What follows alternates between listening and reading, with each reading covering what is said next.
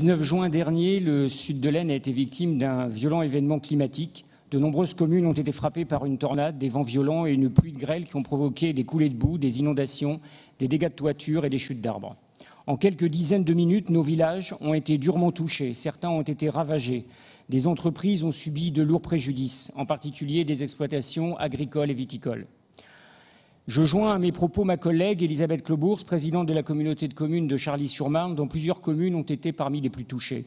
Et je pense également aux communes ailleurs dans l'Aisne ou dans la région, dans nos autres départements régionaux qui ont connu des événements similaires.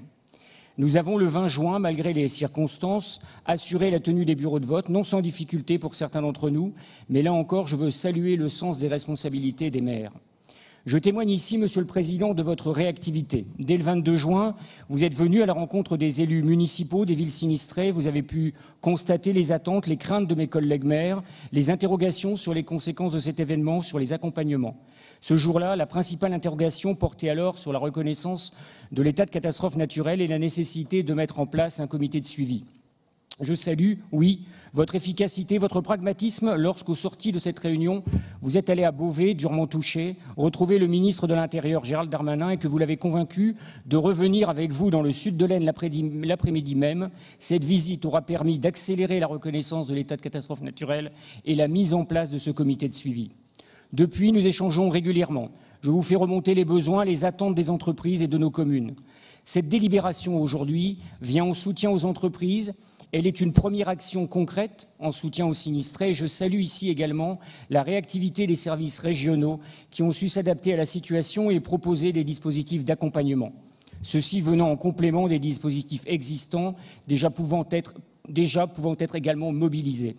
Il s'agit d'une première étape importante, mais la reconstruction, le retour à la normale, et vous l'avez dit en début de séance ce matin, de nos communes à court terme, est aujourd'hui compromise à cause de la pénurie de matériaux, bois et tuiles en particulier, les compagnies d'assurance qui ne sont pas toujours au rendez-vous.